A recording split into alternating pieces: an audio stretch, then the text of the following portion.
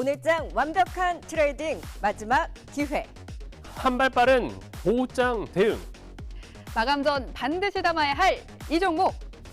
명확하게 판정해 드립니다. 네, 그렇다면 종목으로 미치는 영향도 살펴봐야 되겠죠. 오후장 실시간으로 인기가 급상승하고 있는 인급종에 대한 판정까지 이어가 보도록 하겠습니다. 오늘의 판정단 두 분입니다. 휴먼자산운용 윤여민 이사, 위즈웨이브 이건희 대표 자리해 주셨습니다. 어서 오세요. 네, 안녕하십니까.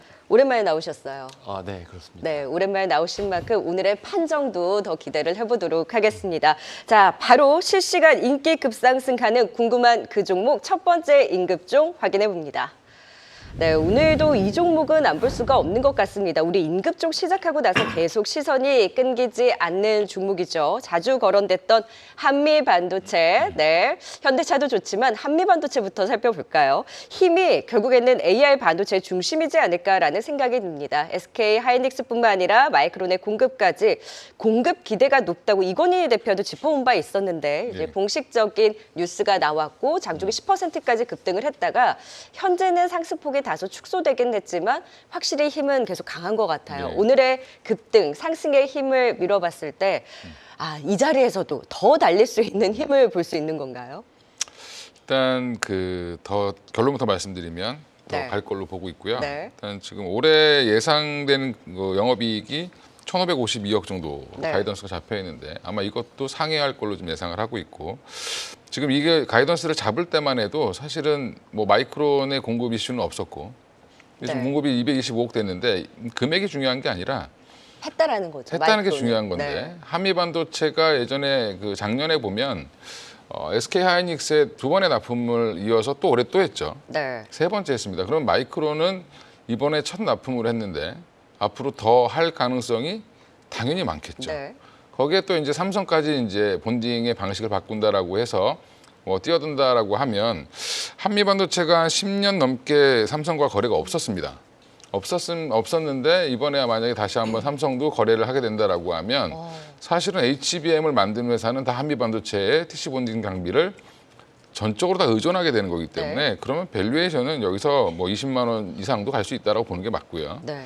그럼 당분간은 한미반도체 입장에서 나쁠 건 하나도 없다. 그리고 이제 뭐 TSMC라든지 TSMC에 딸려 있는 뭐 여러 후공정 업체들, 특히 이제 기존에 거래했던 AS라든지 암코라든지 엠코라든지 이런 이제 여러 회사들이 있는데 이런 회사들과의 거래도 이제 워낙 이제 다시 살아나고 있기 때문에 그쪽에 네. 투자가 그러면 후공정 장비 쪽으로 또 마이크로 서 장비도 워낙 잘했던 회사고 그걸로 사실은 돈을 많이 벌었던 회사입니다. 그쪽도 만약에 또 확장된다라고 하면 뭐 일단 기존에 하던 거 잘 되고 새로운 TC 본딩 장비 계속 지금 성장세면 네. 뭐 사실 반도체 장비주 중에 10조를 넘어간 회사는 처음 나왔습니다. 지금 13조인데 그럼 13조가 넘어 14조를 이제 향해 가고 있는데 전고점이 15만 2,800원인데 제가 볼 때는 여기서 이거는 더 충분히 넘어갈 네. 수 있다라고 보고 있습니다. 그러니까 증권가에서 20만 원 목표가 나올 때 20만 원 했는데 사실 최근에 고점을 차근차근 높여나가면서 머지않아 보이는데 그러면 살까 말까 매수 타이밍을 고려하시는 분들한테 주실 수 있는 좀 팁이 있을까요? 빠지는 날 사시면 될 것 같고요. 예. 그렇죠. 네. 오늘도 사실은 종가 무렵에는 뭐 윗꼬리를 좀 달 수 있겠지만 사셔도 충분히 저는 수익은 줄 거라고 보고 있는데 지금 반도체를 바라보는 뷰가 좀 달라져야 된다. 예전처럼 장비 한번 뭐 팔고 뭐 끝나는 거 아니야? 이렇게 네. 생각하실 수 있는데 이제 그 앞단의 전방 산업이 이제 스타트하고 있는 거기 때문에 사실은 아직까지는 성장 섹터로 보시는 게 맞고요. 네. 그럼 삼성전자 하이닉스도 실적 안 좋은데 왜 이렇게 많이 올라가냐? 결국엔 성장을 할 거라는 게 눈에 보이기 때문에 이제 이쪽에다가 외국인들이 엄청난 자금을 붓고 있는 거죠. 네. 그 얘기는 이제 아예 전통적인 산업에서 또 하나의 성장 모멘텀을 가져가면서 성장주로 약간 탈바꿈하고 있는 게 지금 반도체 영역이라고 생각하시면 한미 반도체가 됐든 뭐 다른 종목이 됐든 반도체의 주도주들은 꼭 포트에 넣어갖고 가시는 게 맞습니다. 네, 예. 그 대장이고 계속해서 강한 힘을 보여주는 한미반도체 주가 좀 빠질만 하면 곽동신 부회장이 여지없이 자사주 매입에 나서면서 주가 상승에 자신감을 실어주기도 했습니다. 한미반도체는 여전히 빠지는 날 매수 기회를 노려볼 수 있겠다. 더 갈 수 있는 힘 20만 원을 넘어서 어디까지도 갈 수 있는지도 기대하면서 지켜봐야 되겠네요. 자, 바로 해서 두 번째 인급종도 확인해 보도록 하겠습니다. 오전장 급등에 나온 종목 지금 윗꼬리를 달긴 했습니다만 오늘 미래컴퍼니는 왜 들썩였을까요? 윤여미 이사님, 여기도 뭔가 유리기판이랑 엮인 것 같은데 맞나요? 네, 일단 최근에 보게 되면 수급에 좀 쏠림 현상이 좀 강했었죠. 뭐 지수 자체가 사실은 조금 어떻게 보면 쉬어가는 상황에서 어떻게 보면 이제 테마성으로 움직이는 이런 모습이 좀 상당히 강했었고요. 사실은 이제 그런 측면에서 봤을 때 유리기판 관련된 종목들이 좀 순환매가 돌았다라고 좀 볼 수 있을 것 같습니다. 특히 이제 오늘 같은 경우 뭐 미래컴퍼니겠습니다만 뭐 이제 화요일 같은 경우는 기가비스. 그러니까 사실 이제 유리기판이나 어떤 키워드에 따라서 종목들이 상당히 좀 돌아가면서 좀 올라갔다고 말씀드릴 수 있을 것 같고, 다만 이제 뭐 저도 이제 이 종목 관련돼서 좀 말씀을 드리면 이 유리기판과 관련된 부분 같은 경우는 아무래도 상용화 관련된 부분들이 뭐 2030년 정도 얘기를 하다가 이제 조금씩은 좀 당겨지고 있는 부분.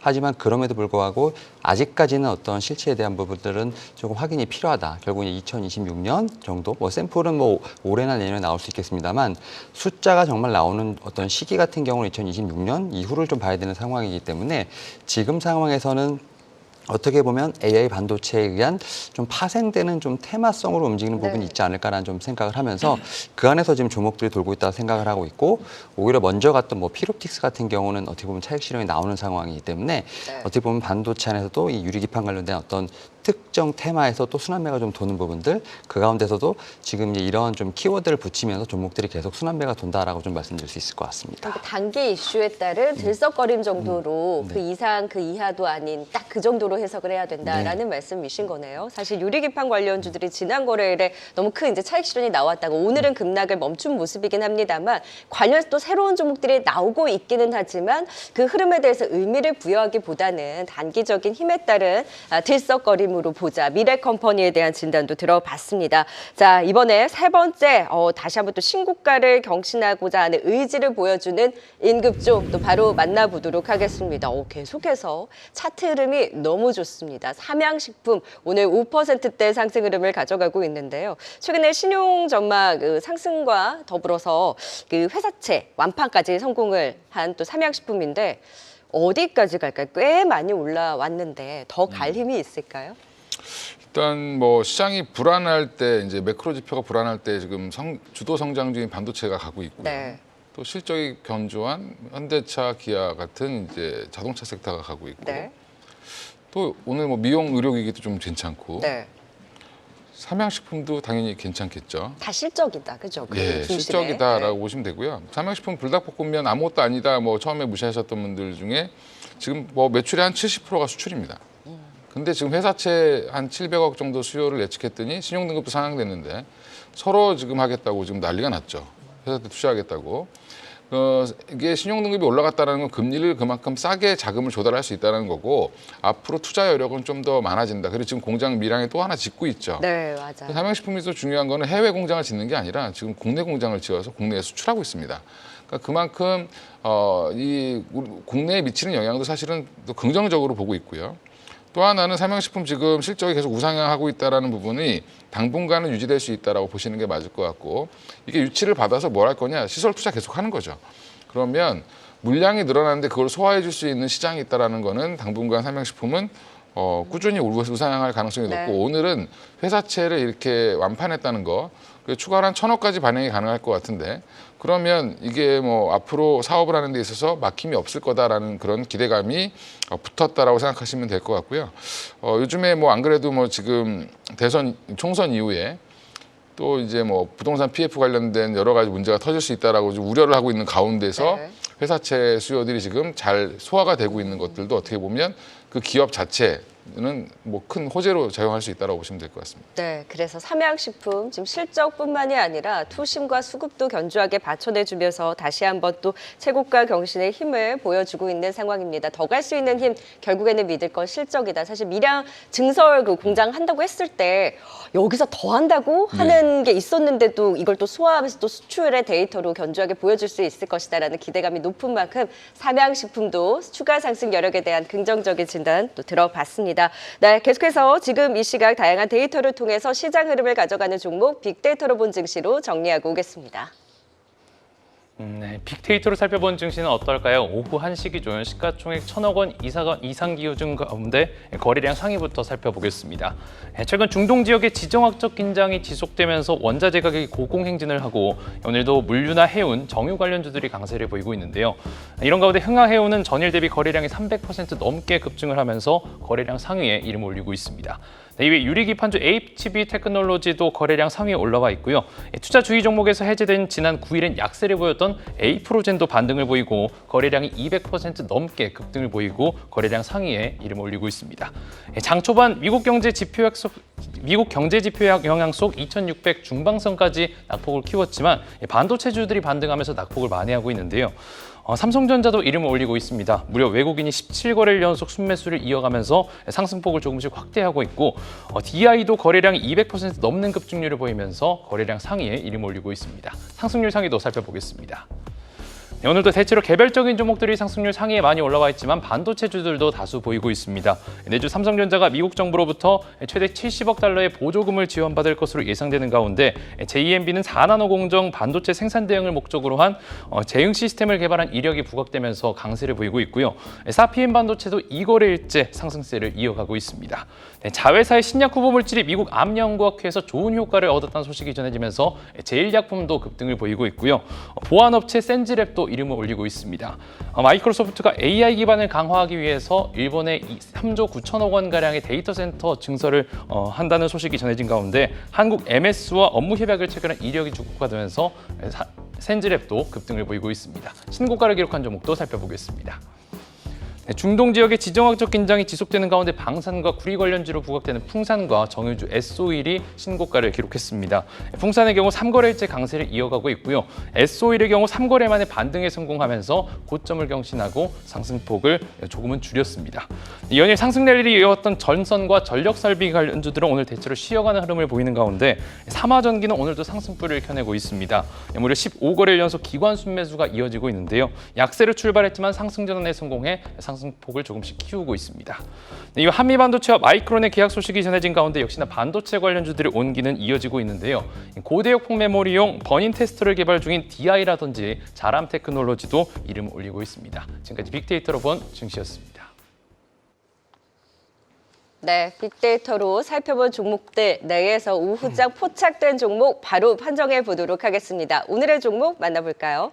네, 지금 오후장에도 탄력 견조하게 가져가고 있는 현대차. 네, 지금 4%까지 빨간불이 더 짙어지는 것을 보고 와, 지금이라도 현대차 또 더 관심 있게 지켜볼까? 또 고민하시는 분들도 있을 것 같습니다. 자, 지금 기업 분석에 대해서는 윤여민 이사가 그리고 기술적 분석에 대해서는 이건희 대표께서 해주실 텐데요. 현대차 사실 좀 주춤했다가 오늘 밸류업 관련한 종목들 좀 차익 실현 나올 때 자동차도 좀 불안불안한 거 아니야? 라고 했는데 보란 듯이 지금 상승폭을 더욱더 확대하고 있거든요. 오늘의 빨간불에 대한 배경 기업적으로 좀 분석 들어볼까요? 일단은 말씀하셨던 것처럼 지금 밸류업 프로그램에서 좀 같이 좀 조명을 받았었고 그래서 오늘 조금 좀 불안한 모습이 있었습니다만 오히려 지금 이제 4%대 좀 상승세가 나오면서 오히려 이런 예상을 좀 깨고 있는 상황인데 아무튼 실적과 관련된 부분들 여기에 더해서 이제 수급과 관련된 부분들을 좀 체크해봐야 되지 않을까라는 좀 생각은 하고 있습니다. 특히 이제 1분기에 실적 시즌이 다가오다 보니까 아무래도 자동차 섹터에 대한 부분들 늘 이제 실적 시즌마다 좀 주목을 많이 받고 있는 상황이라 볼 수 있을 것 같고 올해 같은 경우도 1분기 실적과 관련된 부분들을 분명히 좀 주목을 받지 않을까라는 생각은 합니다. 특히 이제 자동차 관련돼서는 전기차 관련된 이슈들이 상당히 좀 많았기 때문에 이런 부분에 현대차가 현대차가 좀 어떻게 좀 실적을 선방할까라는 얘기가 좀 나오고 있습니다만 오히려 이제 하이브리드든지 뭐 제네시스 관련된 부분 쪽에서 오히려 이런 부분을 좀 커버할 수 있다라는 좀 얘기가 나오고 있습니다. 결국 이제 1분기 실적에 대한 부분들은 어느 정도 좀 방어가 된다라고 좀 볼 수 있을 것 같고 여기에 더해서 뭐 전기차라든지 전동화 관련된 부분들은 변함없이 좀 추진을 하고 있다라고 볼 수 있을 것 같습니다. 특히 저는 이제 좀 기대가 되는 것 중에 하나가 이제 아이오닉 9이 이제 아마 연내 생산한다는 어떤 그런 얘기가 나오고 있고 상당히 대형차로 나온다는 상황이기 때문에 오히려 뭐 패밀리카로서 제가 볼 때는 좀 입지를 좀 굳힐 수 있는 좀 그런 부분도 있지 않을까라는 좀 생각도 하고 있고요. 여기에 더해서 이제 수급 관련돼서 말씀드리면 좀 1분기에 특히 이제 삼성전자의 외국인 수급 뭐 앞에서도 나왔습니다만 상당히 지속이 되고 있습니다만 현대차 같은 경우도 외국인이 상당히 많이 샀다라고 보시면 될 것 같습니다. 1분기 기준으로 봤을 때 한 2조 1천억 정도를 좀 매수를 한 상황이기 때문에 결국 이 수급 자체가 뭐 단기간에 어떻게 뭐 밸류 프로그램에 대한 어떤 그런 빌밀에서 빠져나가지는 않을 것 같다는 좀 생각은 하고 있습니다. 이에 따라서 실적에 대한 부분들이 어느 정도 제가 볼 때는 좀 방어가 되는 상황. 여기에도 향후에 또 전기차에 대한 부분은 변함없이 추진을 하고 있고 또 최근에 뭐 인도향 관련된 부분도 얘기가 나오고 있는 상황에서 수급 관련된 부분도 같이 좀 제가 볼 때는 서포트를 하는 상황이기 때문에 오늘 좀 이러한 좀 상승세의 어떤 원인이 되지 않을까라고 좀 생각하고 있습니다. 왜 최근에 그런 판매 데이터가 살짝 꺾이면서 수출 쪽도 그렇고 네. 그러면서 조정이 나왔잖아요. 네. 근데 또 1분기 실적 생각보다 괜찮을 거고 다시 또 믿을 거 실적이다라고 하면서 네. 힘이 들어가고 있는 걸 보면 어디에 좀 장단을 맞춰야 되는 거예요? 결국은 이제 숫자에 대한 부분에 좀 제가 볼 때 맞춰야 되지 않을까라는 생각을 하고 있는데 네. 여기에 더해서 사실은 이제 말씀하셨던 것처럼 이 밸류에 대한 부분을 저는 분명히 현대차도 받았다고 생각을 합니다. 뭐 PBR 지금 봤을 때 한 0.6배 정도밖에 되지 않는 상황이기 때문에 네.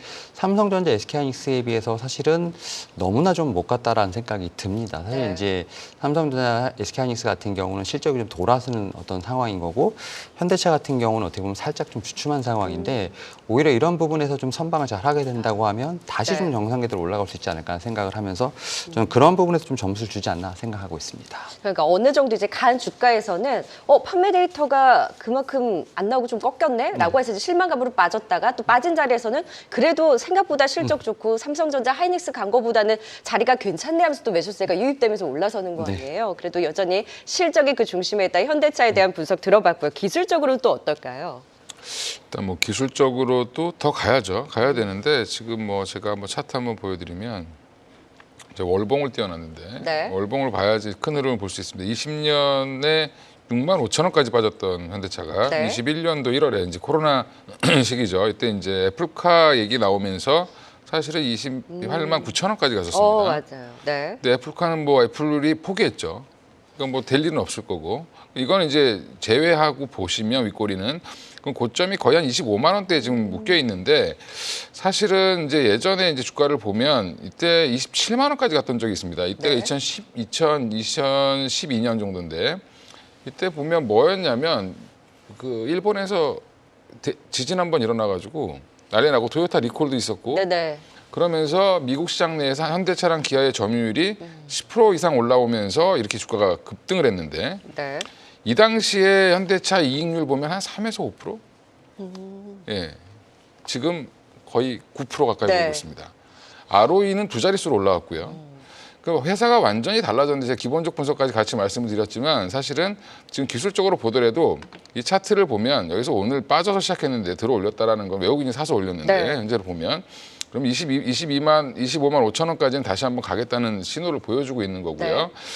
그 상황에서 그럼 여기서 얼마까지 갈 수 있느냐? 저는 30만 원 이상도 충분히 갈 수 있다고 보고 있고 네. 그 이유는 뭐 PBR도 그렇지만 PER도 말도 안 되게 싼 거죠. 사실 지금 적어도 7, 8배에서 10배까지는 줘야 되는데 지금 여전히 5배 수준에 있다는 부분은 좀 제가 볼 때는 이 밸류를 올려야 된다. 네.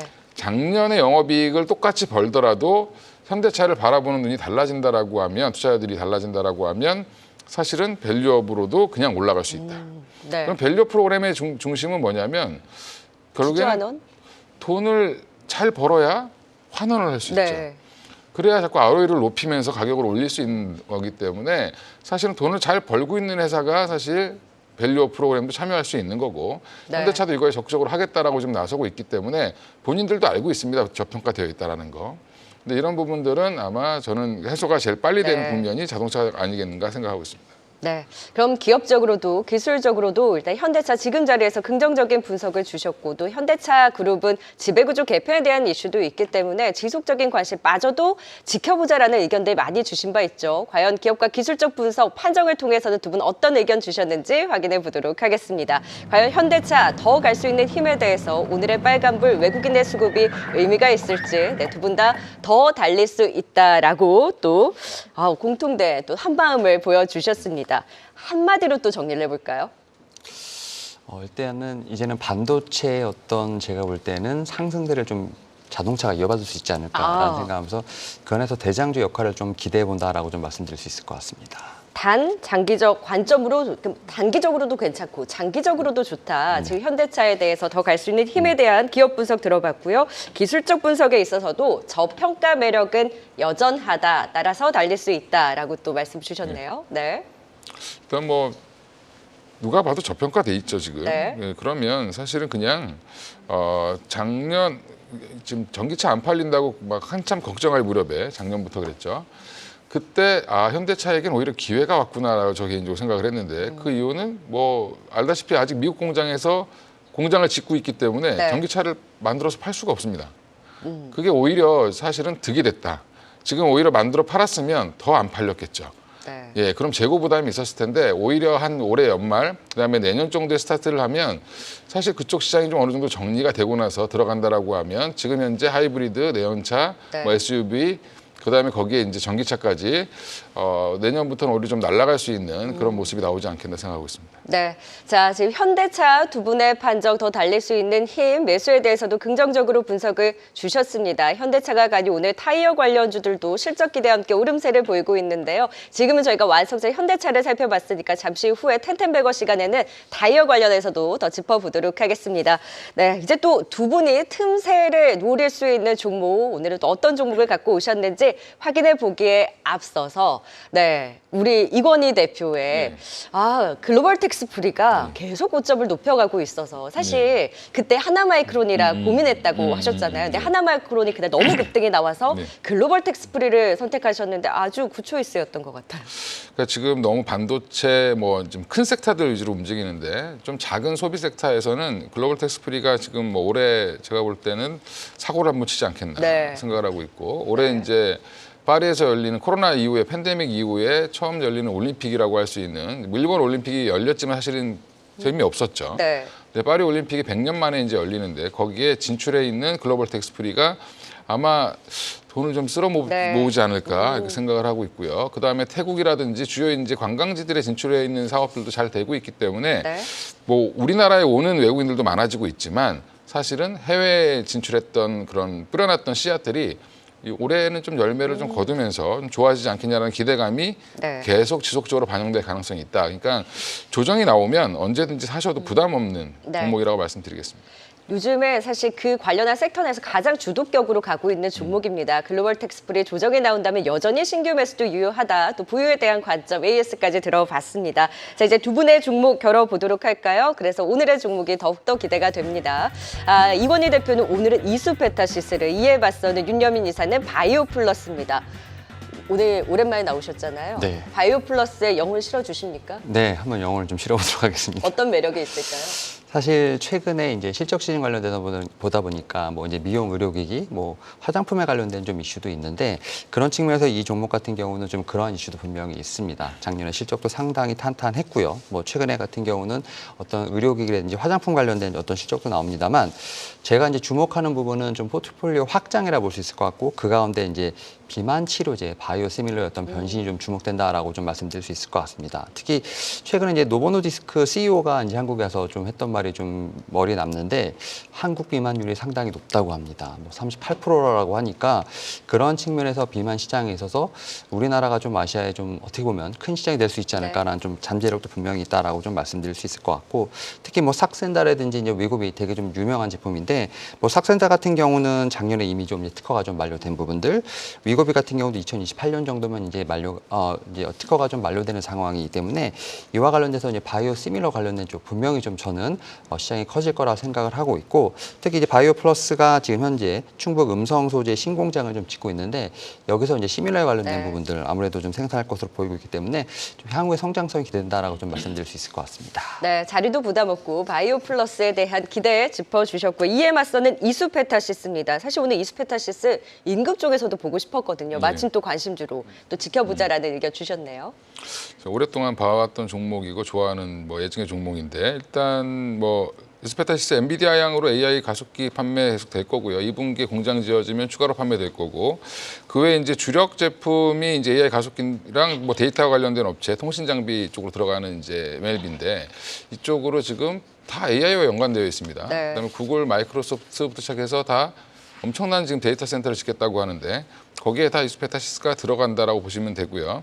그래서 지금은 만약에 한마디로 말씀드리면 한미반도체 10만 원대 못 사신 거 후회하신 분 있으실 텐데 지금 이수페타시스 안 사시면 나중에 또 후회한다라고 말씀드리겠습니다. 그래서 네. 목표가는 55,000원, 손절가는 37,000원 말씀드리겠습니다. 네, 이수페타시스 오늘의 장대 양봉 외국인의 수급 오늘 강력하게 또 들어오고 있습니다. 더 갈 수 있는 힘 짚어주신 만큼 이수페타시스와 바이오 플러스 과연 누가 잘 가나 또 다음 주에 기대하면서 두 분과 더 말씀 들어보도록 하겠습니다. 오늘은 여기서 마치도록 하겠습니다. 지금까지 이건희 대표 그리고 윤여민 이사였습니다. 고맙습니다.